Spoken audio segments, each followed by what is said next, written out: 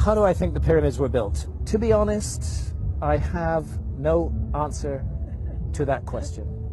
And anybody who tells you that he or she knows how the pyramids were built are not telling the truth, because we don't know.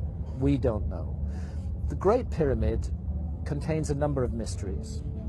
The Great Pyramid, first of all, is very big. The Great Pyramid weighs 6 million tons. We can calculate that from its mass. It weighs 6 million tons.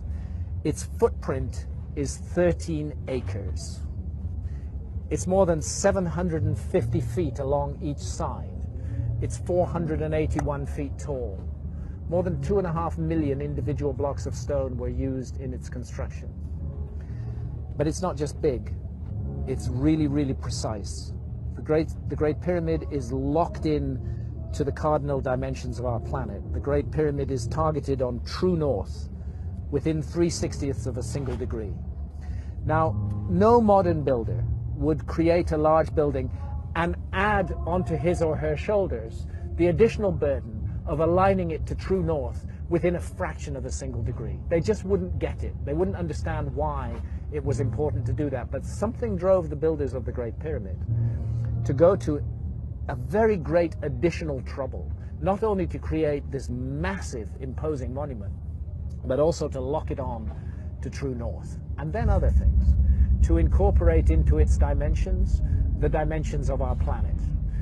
I don't want to get too numerical or possibly even boring here, but if you take the height of the Great Pyramid and multiply it by 43,200, you get the polar radius of the Earth. And if you measure the base perimeter of the Great Pyramid accurately and multiply that measurement by 43,200, you get the equatorial circumference of the Earth. In other words, for thousands of years, through times, through dark ages, when human beings didn't even know they lived on a planet, never mind its dimensions, that monument has encoded and speaks out the dimensions of our planet on a scale of 1 to 43,200. And the scale is not random. The number 43,200 is derived from a key motion of the Earth, which is called the precession of the Earth's axis. The Earth wobbles on its axis very slowly at the rate of 1 degree every 72 years. And 43,200 is a multiple of 72. In fact, I think it's 600 times 72, but I need to double check that. But it's a multiple of 72. Check it out. So they've given us the dimensions of our planet on a scale defined by the planet itself. And that's an incredibly clever thing to do. How on earth did they do it? Where did that knowledge come from? This is why I'm forced to consider the possibility of a lost civilization in the human story. This is a work of almost, but not quite, space-age precision. It contains errors, but they are human errors for sure, but they're very tiny.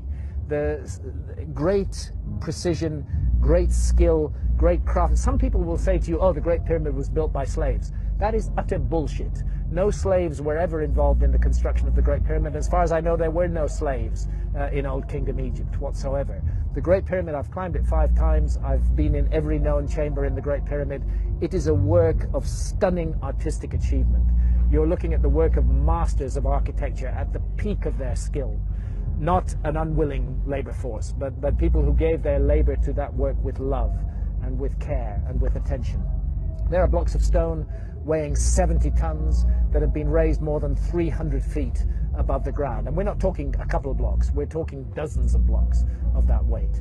The average block weighs about 2.5 tons. It's the moving of those huge blocks of stone, their arrangement into a high precision monument, and the achievement of actually doing it, because you know, if you make a small mistake at the base, by the time you get to the summit of your 481-foot high pyramid, you don't have a pyramid, you have a corkscrew. You know? They got it all right, and nobody today can explain how they did it, with the knowledge that is supposed to have been available in ancient Egypt in the Old Kingdom, and with the tools that are supposed to have been available. And that's why I can't help feeling that we are missing some chapter from the human story.